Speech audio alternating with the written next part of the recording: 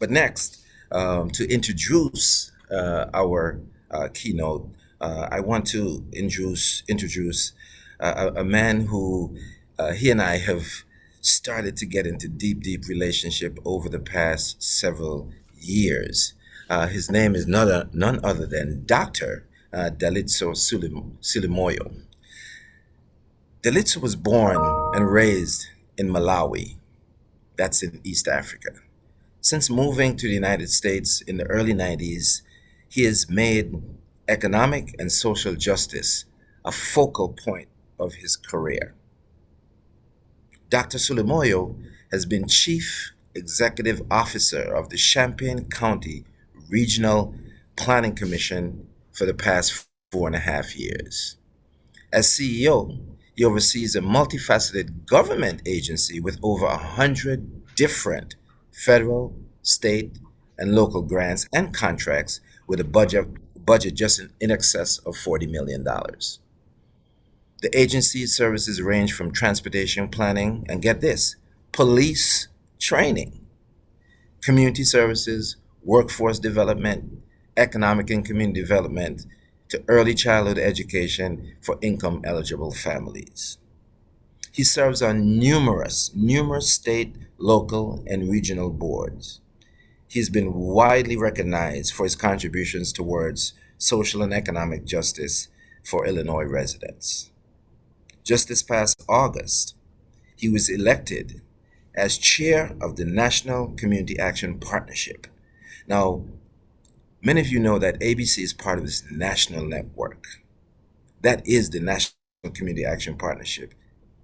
Dr. Sulimoyo is the national chair of this organization that represents the largest poverty fighting force in the United States of America. My friend, Dalitso, welcome.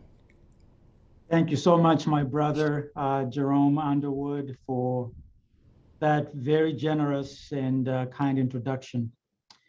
To the board of directors and staff of Action for a Better Community, friends and community partners of ABC, I'd like to begin by thanking you for giving me the opportunity to say but a few words in my capacity as the chair of the National Community Action Partnership, as well as to introduce our keynote speaker a little later.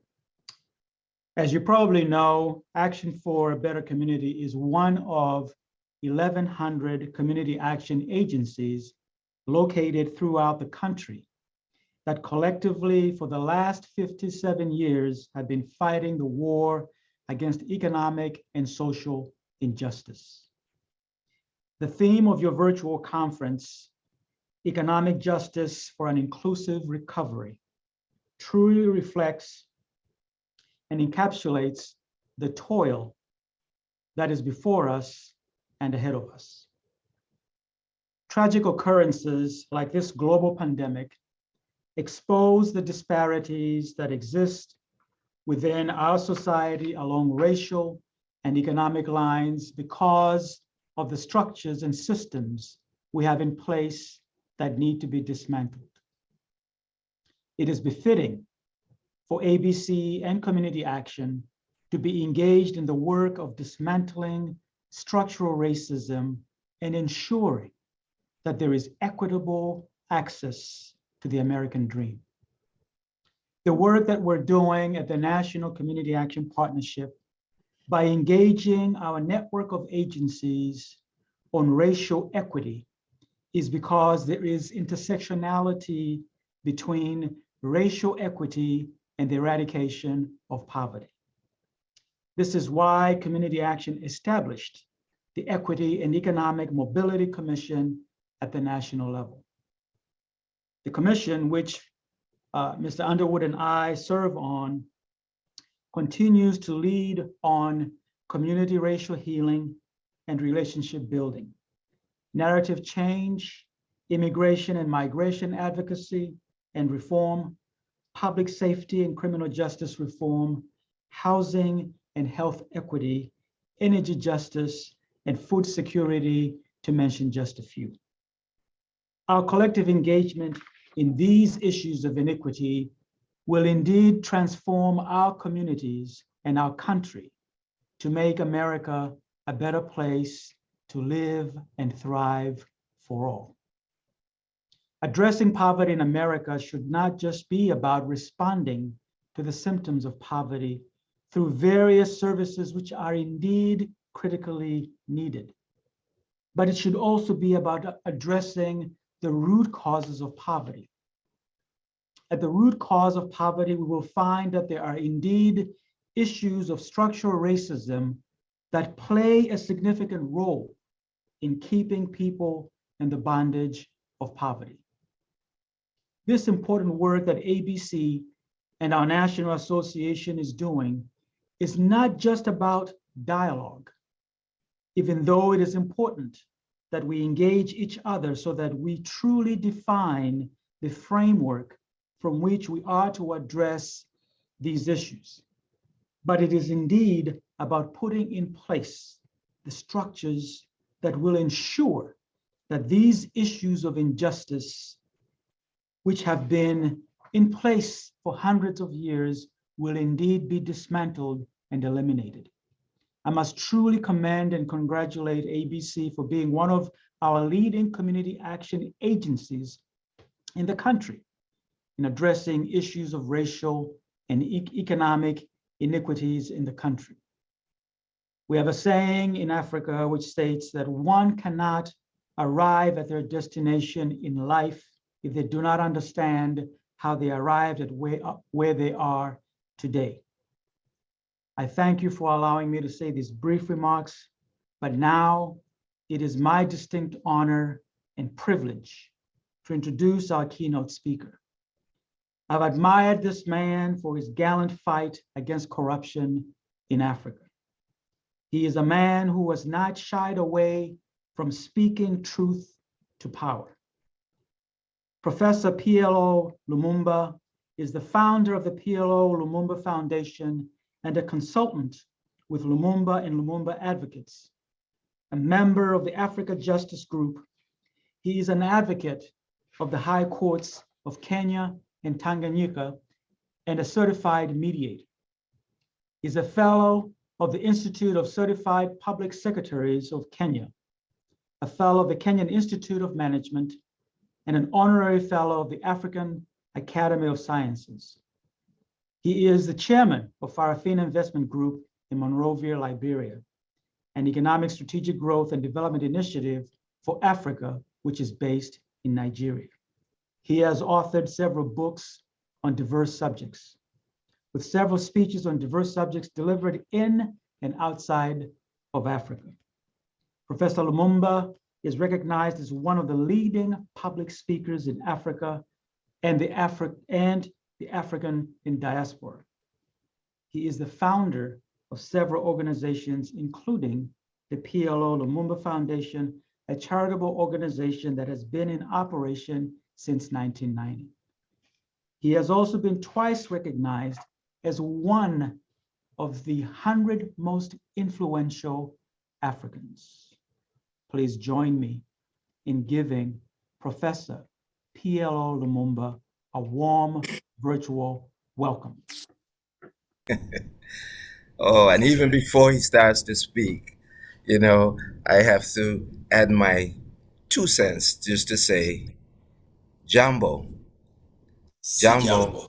Thank you very much. Karibu. Asante sana. Professor, we're so glad. And if I can ask the tech team to put Dalitso back on the screen as well, just real quickly, that this moment is such a special moment for us to have you here, Prof. And, all what Dalitso said, I echo, and all of us echo that, because for some people here today, it will be their first time hearing you if they didn't go Google and look at your plethora amount of speeches. But it's such an important time for you to be joining us, and we're so grateful that you've taken the time out of your extremely busy schedule. So good morning, or good evening in your case in Nairobi. It's now a little after 5, but welcome and thank you for doing this, and then I'll let you go to your business now. Thank you very much. Let me start by thanking my brother Jerome Underwood and also the Action for Better Community and those who have participated in putting together the meeting this morning in your part of the world and this evening in East Africa. I'm glad to join you to share my thoughts with you around a subject that I think is as important as it is topical, the issue of economic justice. And I'm aware that the majority of my audience will be drawn from outside of the continent of Africa. But you can be sure that in my short presentation, I'll make reference to the continent of Africa, which is the mother continent for most of you who are present.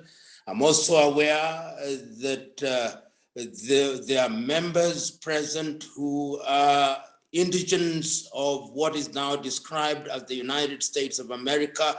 And I believe Brother Underwood did make reference to it when he said that there are two scars on the forehead of the United States of America, that of the genocide of the indigenous peoples and the enslavement of Africans removed from far-flung lands, which in my view is the basis of the subject that we are wrapping our minds around this evening. Let us allow ourselves some latitude by reminding ourselves that those who now populate the United States of America and those who continue to populate the mother continent have known pain that has been visited upon them by the Caucasians. We must be blunt about this. The pain has been visited by the Caucasians and have been visited by the Arabs if you go through history.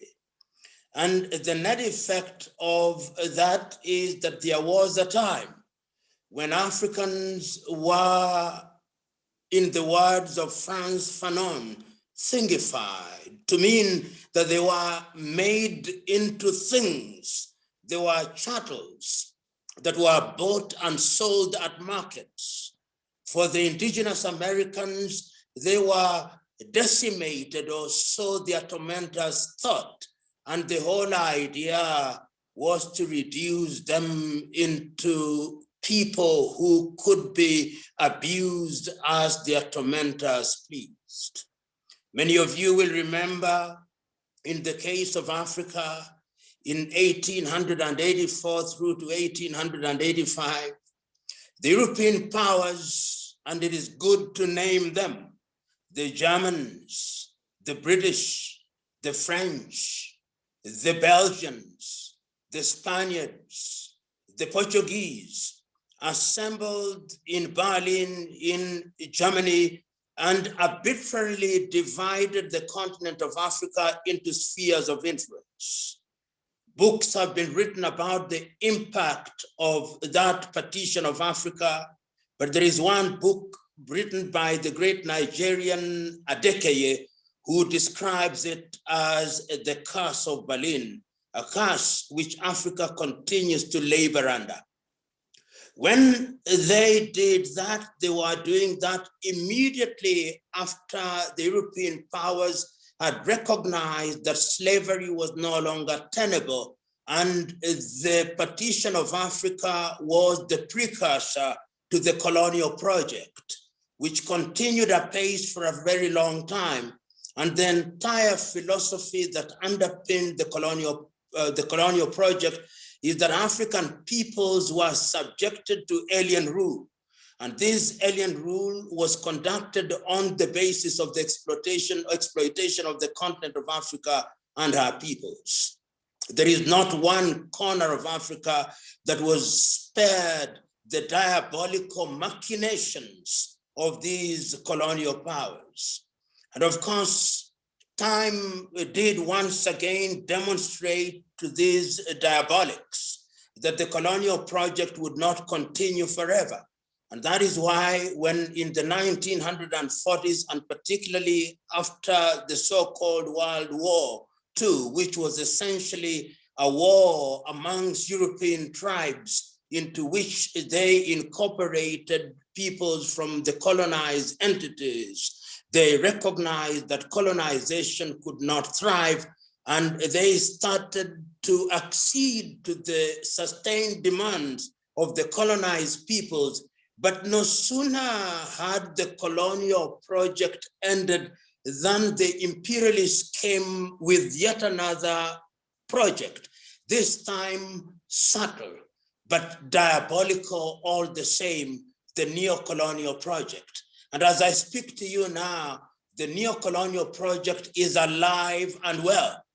Is alive and well, being perpetrated by the erstwhile colonial powers, but there have been new entrants into the arena, entrants who, after the World War II, gained military ascendancy and became some of the leading hegemons in the world of politics and in the political arena. And in this regard, I'm talking about the United States of America and the former Soviet Union, which has now been replaced by Russia. And of course, a little lately, China has also entered into the arena.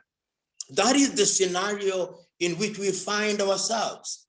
So that Africans who are in the diaspora and those in the mother continent and the indigenous peoples wherever they are found in the United States of America or in Latin America or in Australia or in Asia continue to labor under the weight of a combination of three things: the heritage, if you may, of slavery, the heritage, if you may, of colonialism, and the continued vagaries of the neo-colonial project. And I use the word heritage in an unusual but in a deliberate manner to demonstrate that whatever one does, one cannot forget that even slavery, albeit said to have been abolished, is still alive and well. That colonialism, even if we say it has been ended, is still alive and well. And the neo-colonial project is indeed the manifestation, the latter-day manifestation of the continuation of this unholy alliance between slavery and colonialism, which then legitimizes and justifies the discourse that we are engaging in today, which is, when we talk about economic justice, what are we talking about? I remember so very vividly in the early days when the founding fathers of the struggle for independence in Africa were speaking. Specifically, the great Ghanaian Kwame Nkrumah said, "Seek ye first the political kingdom, and the rest shall be given unto you." We know now that we appear to gain political freedom, and that also we are losing, and that the economic kingdom has not been coming. Indeed, one may dare say that the economic kingdom has become a mirage. And every so often that we think that we are going to gain the economic space, we recognize that the architecture of the world as it is now is so wired in a manner that the formerly colonized peoples who are now under the control of the hegemons of the world from the East or from the West continue to be manipulated for the benefit of those powers. So that today, Africa, which is the home to 1.4 billion peoples, accounts for no more than 10% of the world's economy.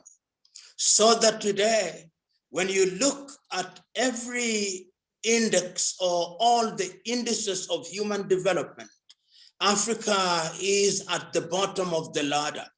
And when you look at the circumstances of indigenous peoples, whether they are in Australia or in the United States of America or wherever they are located, and you look at their circumstances, you will not be shocked to find that they continue to wallow in the muck and mire of poverty, want, and desperation. In a manner of speaking, they continue to be drawers of water and hewers of woods for these diabolical individuals and institutions that have been created in the conceptual West, and which continue to be oiled to the detriment of Africans, indigenous peoples, and for the benefit of these hegemons. But the question that we must ask ourselves beyond lamentation, what is it then that we must do in order to liberate ourselves from the chains and manacles of poverty and want? Once again, I remember in 1963, when the founding fathers of many African countries congregated at numerous conferences.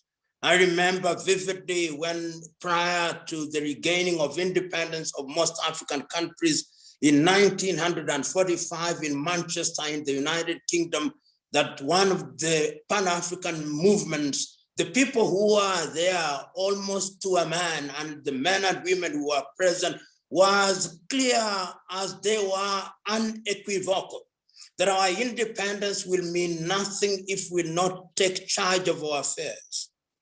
It is on the basis of that momentum that much later, when African leaders were forming political parties, whether those parties were formed in Ghana or in Algeria or in Nigeria or in Zimbabwe or whichever country, they were clear that one of the things that had to be done was to ensure that the newly founded independence was going to give birth to a dispensation that was going to liberate people from poverty, disease, and ignorance. I can still hear the words of Kwame Nkrumah through the vicissitudes of time, speaking as he was in 1958 in Accra, Ghana.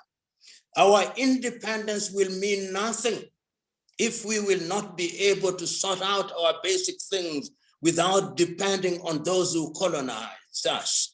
He repeated those words so very eloquently in Casablanca, Morocco in 1961, urging the African leaders who are present, unity is going to be the key that is going to open the doors of fortune.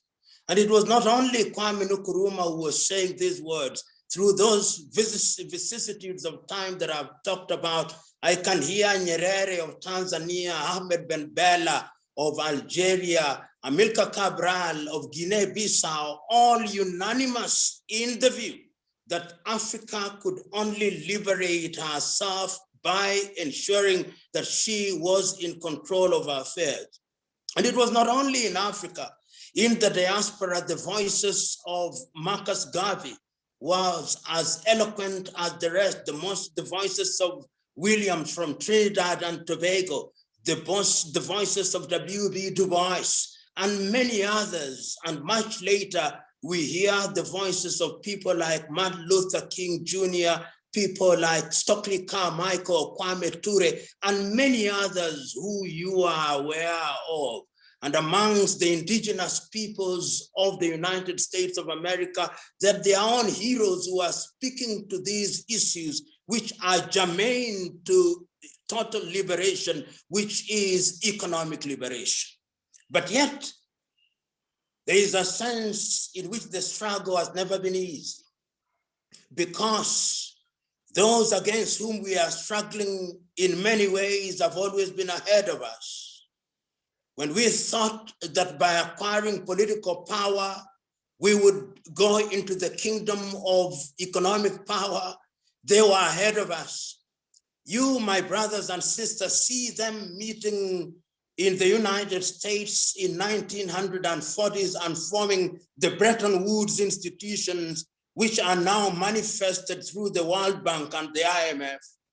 You, my friends, can see them meeting in San Francisco in 1945 and forming the United Nations organization and telling us that all nations are equal But when they form the organization, they create the Security Council, where there are 7 permanent members who can veto the decision of all the other nations, their numbers notwithstanding.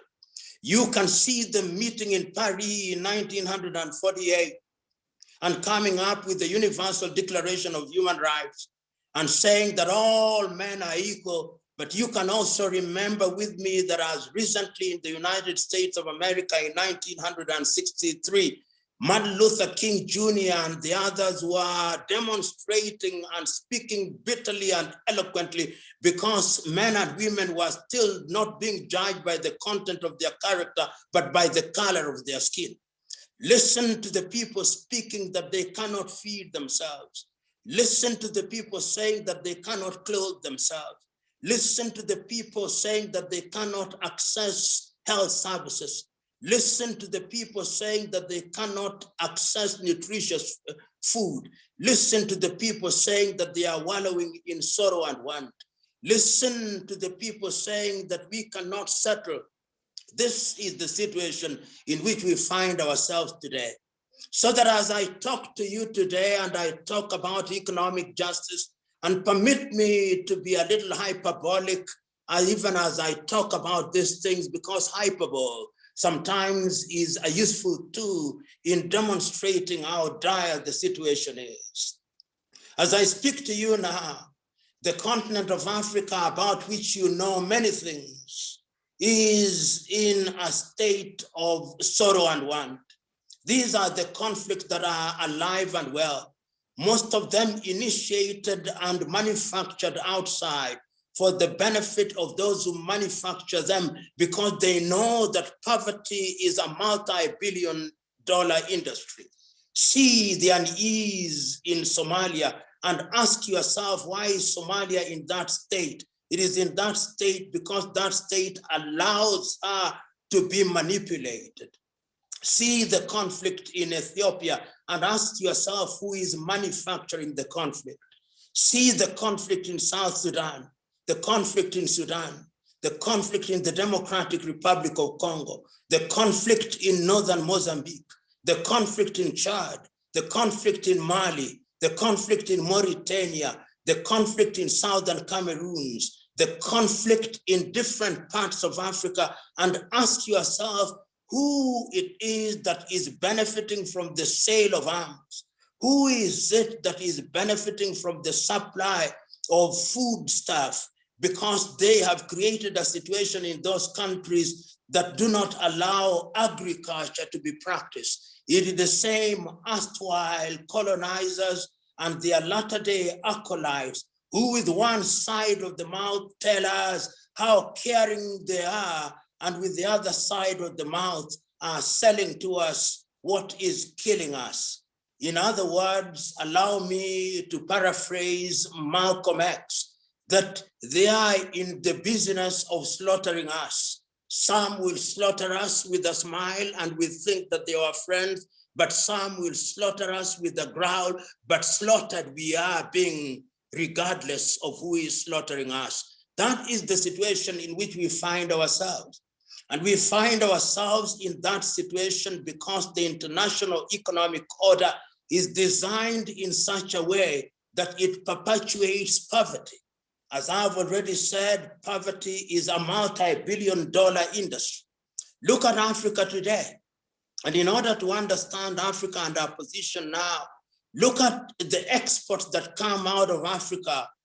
They are not designed to help Africa. Look at the cut flour industry, and many parcels of land in Africa are used for cut flour, which is then sold in Europe and America at the expense of food crops. Look at the sugar industry, which has devastated many African countries. Look at the sunflower industry, which has devastated many African countries. Look at the coffee industry, which has devastated many countries.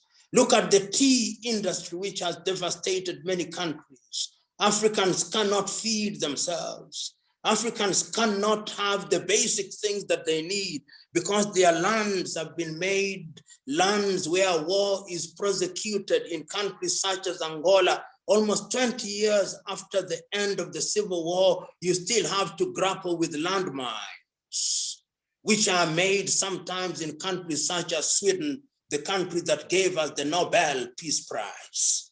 That is Africa for you. I'm talking about Africa, not because I'm blind about the Black peoples in the United States of America or in Brazil or in Peru or in the Caribbean islands or in Papua New Guinea or Australia. I'm not blind to the plight of the African indigenous Americans who have been given reserve lands and are now made to look at casinos as the only avenue to their liberation. I'm alive to all that. And ladies and gentlemen, the question that I'm asking, what is it then that we can do? But before I go into what we can do, what have they tried to do? You will remember under the aegis of the United Nations, they once again said that they were trying to help poor countries, including Africa particularly and Asia. And they came up with the 8 Millennium Development, the Millennium Development Goals. You and me knew that that was a band-aid solution to a cancerous problem. And the last time that I checked, and I believe the last time that you checked, if you have cancer, you cannot use a band-aid solution. They even came up with something called the Millennium Development Villages, which was supposed not only to be the silver lining, but the silver bullet that would allow people to live in villages where they would provide things for themselves. These solutions were not homegrown. They were solutions of arrogant individuals who think that they have the monopoly of knowledge and ideas. They came with their Millennium Villages, but no sooner had they left than the Millennium Villages collapsed, essentially because they did not understand the problems. They were treating the symptoms, not the underlying causes. After the Millennium Development Goals, they have now come with the Sustainable Development Goals. And we are now going through the Sustainable Development Goals. You can never quarrel with what those goals state they want to achieve. They are good, but the intention is always to ensure that while they are good, they are implemented in a manner that does not address and solve those problems. And therefore, we are in a situation where the only question that we must ask ourselves, what is it that we can do? We who are undermined as we are, wherever we are, whether you are in the United States of America, in Baton Rouge, in Louisiana, or you are in Nairobi, Kenya, or in Accra, in Ghana, or in Abidjan, in La Côte d'Ivoire, or in Nouakchott, in Mauritania, what can we do in order to exorcise this ghost that is called poverty? What are the tools that are available to us? And in my mind, and I don't pretend to have the monopoly of knowledge or ideas, but one of the things that I think we must do is to ensure that we have a proper diagnosis. Because once we have a proper diagnosis, then we will be better able to appreciate what the problem is. Number two, once we have identified what the problem is, we've got to ask ourselves, how can we solve the problems? Number three, once we have determined that how we can solve the problems, within what timelines can we solve the problems? Many of these things have already been understood and have already been isolated. And my own view now is, how do we go about it? And what I prescribe is solidarity. One of the weaknesses that I see on a daily basis in the continent of Africa is our susceptibility to manipulation. That the erstwhile colonizers and his acolytes within the continent, the fifth columnist within our ranks, recognize that we are easy to divide and rule. And when we are divided and we are manipulated, then we don't engage in the things that will help us. And the things that will help us demand, among other things, that we recognize that our livelihood will only be protected and sustained if we address the things that will eliminate poverty. How are we going to deal with agriculture?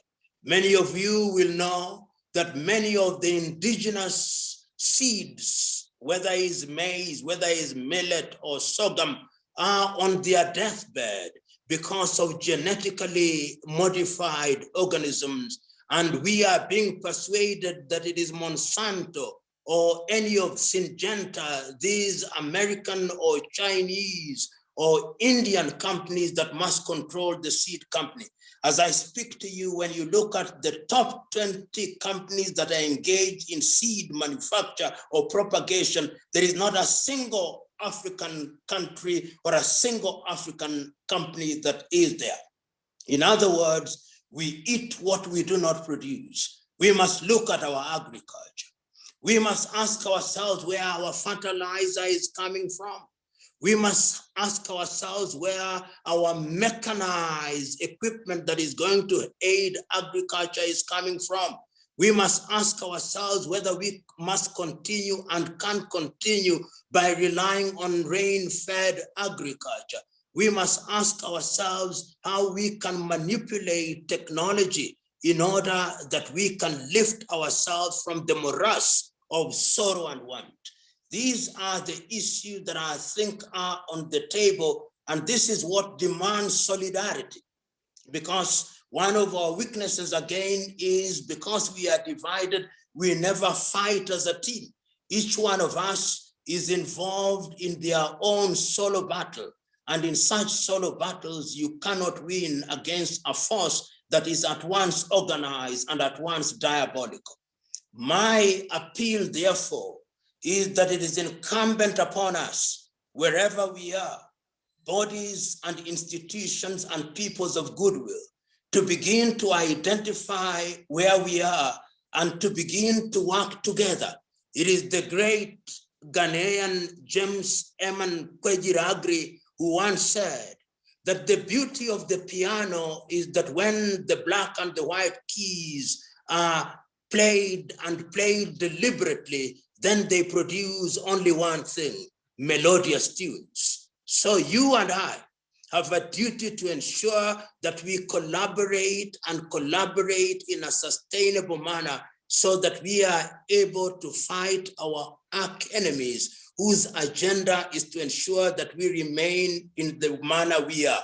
It is that American Malcolm X who once said, and I agree with him, that part of our problem as people who are oppressed is the misguided belief, which is a product of our enslavement and our colonization, that the enslaver is superior to us, and that therefore we must seek his or her approval in order to achieve what we want. The time has come that we must do things that are going to liberate us, because nobody is going to do so unless we ourselves are in the forefront of recognizing what our agenda is and working to ensure that the agenda is achieved. In 1985, that young Burkinabe Thomas Isidore Noel Sankara said, anybody who gives you food, whether millet, whether it is maize, or food, however defined, has only one agenda: to keep you enslaved. He or she who wants to liberate you will not give you food, but will enable you to grow food. I am urging us to borrow some wisdom from those immortal words of Thomas Sankara. You are involved in this enterprise. Our duty is to work as a team in the knowledge that if we do so, we liberate ourselves. We must do that, because if we do that, once again, we will be enslaved. Once again, we'll be colonized. Once again, we'll be manipulated. But this time round, it will not be blatant. It will be subtle. will be lulled into a false sense of security by being given anodinal sleep-inducing solution to our problems. We'll be on the door. We'll have free lunch camps, but we'll never know liberation. Total liberation not only requires, but demands that we must labor, and labor with focus and meaning for our general good and the good of generations yet to be born. Ladies and gentlemen, those are my thoughts on this so very important subject, which is economic independence as the basis of justice. Because what is justice other than fairness? Be blessed.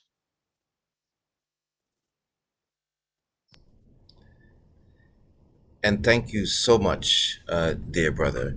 I was busy writing some notes because as we talked, and if you could put your camera back up, Professor, we have just a couple questions for you. We know that your time is short, but we have just a couple questions that will take up no more than the next 10 minutes because we're aware that you have another engagement there in Nairobi. And in particular, one of the things I was struck by so many things that you said, but just in the last few comments, I wrote, "No one who feeds you wants you to be liberated. No one who feeds you wants you to be liberated." Can you elaborate on that a little bit more? And again, given the context, and I'm going to push your intellectual capacity now, which I know is enormous. As we here in the U.S., this network that we are part of, as Dr. Dalitso mentioned, there are 1,100 organizations like Action for a Better Community. We are the poverty fighting source, army, if you will, of this country. And indeed, being unified, as you also mentioned, is really important. But we're not the only ones, and I must say that, fighting poverty. There's systems in this country that we are aware of that we say, we know that the programs that we all run will not get us out of poverty, but we have to attack the systems itself that allow poverty to thrive. So that struck me, with respect to that comment of, who feeds you does not want you liberated. Can you expand on that, given the fact that there are social programs here that provide food and whatnot? And how could we juxtapose those two with the quest for economic justice? Thank you very much. First of all, of course, there is a caveat that generalizations have their own limitations, and that therefore must be understood in context. But let me preface my answer with a very clever story that somebody told me, that when a shepherd is looking after a sheep, he or she protects them against the wolf. But if only the sheep knew that even the shepherd was protecting them, but will ultimately eat them, they would treat the shepherd very differently. That is the extent to which is an interesting story in that regard. It is true that there are individuals and there are organizations which have staggered and stopgap measures which are designed to lead to an ultimate liberation, if you may. So that bodies such as yours are saying, as we wait for the ultimate liberation when people will be able to fend themselves, we don't want them to die of hunger. So that there is a program to it. We are giving you free lunch now in order to keep you healthy, in order to give you the strength to work and to ensure that you fend for yourself.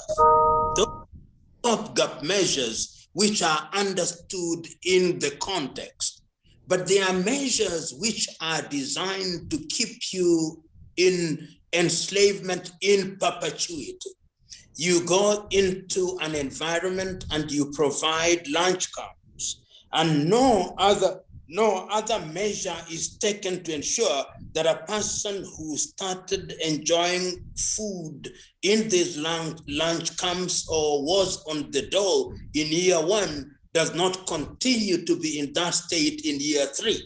In my view, therefore, it is very important that deliberate effort is made to ensure that people don't remain dependent on these programs beyond a certain point. It is also very easy. Human beings are also liable to accept to receive things without much effort, some people.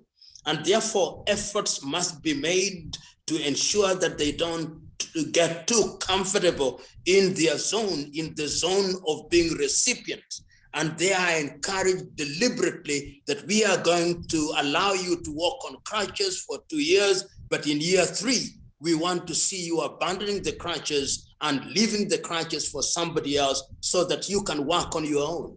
That is the manner in which I request and a request to be understood when I talk about feeding people for the purpose of giving them a liberation and therefore not allowing them to remain in their comfort zone, which is debilitating and disabling and dehumanizing at once.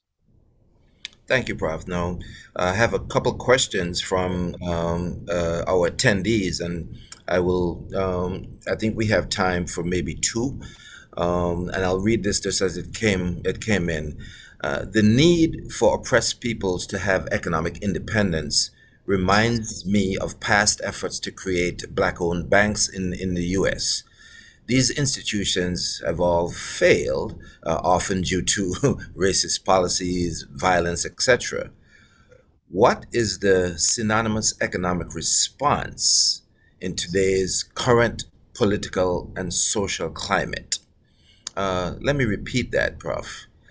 The need for oppressed people to have economic independence reminds me of past efforts in the US to create banks. Those institutions have failed. What is the synonymous economic response in today's current political and social climate?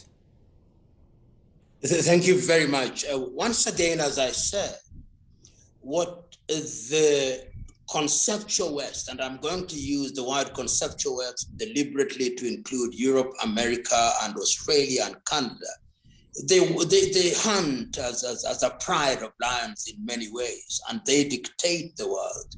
And they are very alive to the fact that if oppressed peoples were to come together, they would in many ways torpedo what it is they think is settled as we are. Allow me to say, for example, 90% of transactions in the world, I may be off by a few percentage points, are terminated in the United States dollar.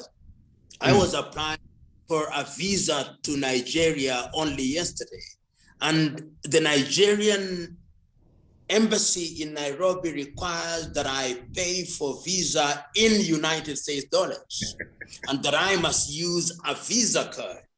You can therefore see that that money does not, a portion of that money, whether we like it or not, goes to the United States of America. Assume that there was a system of banking which was controlled from the continent of Africa, that we had the equivalent of SWIFT. Assume that our banks did not have their agent banks in the United States of America or in Europe. If that were the case, it means that the economies of Africa would be strengthened. I was telling somebody yesterday that here in Nairobi, Kenya, you can buy an item in Carrefour, which is a French supermarket. And the item that you buy in Carrefour would be butter, which is imported and made in Germany. Once you bought it in the supermarket, you would have it transported to your house by Glovo, which is a Spanish company. And when you get to your home will be guarded by Gadaworld, which is incorporated in Quebec in Canada. In other words, you are in Nairobi, Kenya, but 3/4 of your money are being expended in a manner that it gets back to the United States of America or to Canada. And that is why it must be fought. When, for example, ideas came in 1963 that Africa should have a single currency, that Africa should have a single bank, and when a little later Muammar al-Gaddafi said, we are going to de-dollarize our economy, we are going to make our currencies dependent on gold, you saw what happened to him. Yes. But I think that it can be done because China, within my lifetime, whether we like it or not, have demonstrated that if you are focused, you are going to ensure that you get your agenda out. And you can see in many African countries, unfortunately, the yuan is now being used as a currency. You can see that the Chinese Exim Bank is now the bank of choice for many African countries. You can see that even in the world of technology, when Americans have their WhatsApp, they have their own thing. When Americans have their own Weibo. In other words, I'm saying the time has come that we must ask ourselves, we oppressed peoples, what is it that we did wrong in the past that allowed our attempts at creating these institutions to be torpedoed? Right now, I know there are quite a number of banks in Africa, in Nigeria, for example, First Bank, Guarantee Bank, Equity Bank, Bank, and a number of banks in South Africa, which if they came together are capable of creating a banking system which could rival anyone in the world. And that is going to require, for example, that people collaborate. For African Americans who are outside, or who are definitely outside of the continent in the Caribbean and the United States of America, you must now collaborate with those who are in the mother continent. For indigenous Americans, because you are few in number, your duty, and I'm recommending this to you, throw your lot with the African Americans so that you fight from the same corner. I think it can be done because in my lifetime, I've seen the Chinese do it. I'm seeing the Arabs are also doing, I'm seeing them are doing it. Why can we not do it? Excellent. And this will be our final question, Prof. And this goes back to, several months ago when you were graceful enough to accommodate Dr. Mocha and myself for those few minutes. And we talked about Pan-Africanism and we talked about collaboration, as you mentioned just now. And so for my final question and for us is, can you speak to some potential, or not the potential, but some examples of how this collaboration could look like? Again, we're fighting poverty. We're looking for economic sustenance and independence for those who have been marginalized. And what do you think that could look like, from a cross-continental collaboration? Indeed, brother, I must say that it is already looking like something. In the month of December, I was present in Accra, Ghana, with nearly 200 individuals drawn from different parts of the world, from the United States of America, from the Caribbean, from Europe, and from Australia. People of African origin brought to Ghana under the aegis of the African Diaspora Development Institute. And I remember during our presence in Ghana, they were very clear that they want to build a city of return. They want to ensure that they participate in the agriculture sector. And one Ghanaian chief stood up and said, I'm donating 5,000 acres. And I know that after my departure, even more acreage was donated to this initiative. And I'm aware, for example, that from the first day of January, the year 2021, under the aegis of the African Union, which doesn't do very much, but could do a lot better, we have the Africa Continental Free Trade Area, which is going to ensure that trade would now ignore the existing colonial boundaries and goods would move from one part of the world. We are aware that there are nearly 200 million people of African origin in the diaspora. And I imagine to myself that even if one of them were to say, I'm donating $1,000 to an initiative, that in itself would be seed money for a major bank. So in short, sharp answer to your question, the existing initiatives and collaborations must now be strengthened. And if they are strengthened and they are nurtured in a constructive way, then this collaboration is going to give birth in very critical areas. You know, one of the things that I've always admired, if you permit me, about the Jews is that they control the world. How do they do it? They do it because they know what they want, because they know how they want to achieve it, and they work at it, they sleep it, they dream it, they wake it, and that is what we must do. It is not for the faint-hearted. It is though for those who are willing to put their hand on deck and willing to ensure that they work as a team. History has demonstrated not once, not twice, that if you work as a team and you work in a sustainable manner and you focus on the things that unite you rather than the things that divide you, and you have schemes and agenda items which are time sensitive and time bound, then you will achieve. And we also must recognize that these initiatives are intergenerational. In other words, we must have an army of men and women in different generations who will carry the idea from generation to generation. It reminds me of the film or the documentary about Kunta Kinte.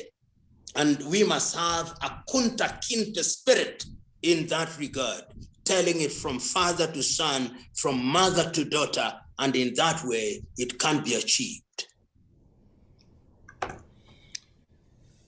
Well, as you say in Kenya, asante, asante sana. Thank you so much, Prof. And I also want to say thank you to your staff who has been working vigorously in the background to make this happen. And we are grateful for your presence. We're grateful for your insights.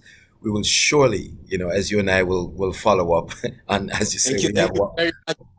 I want to thank those who have listened to me, and I want to thank you for organizing this.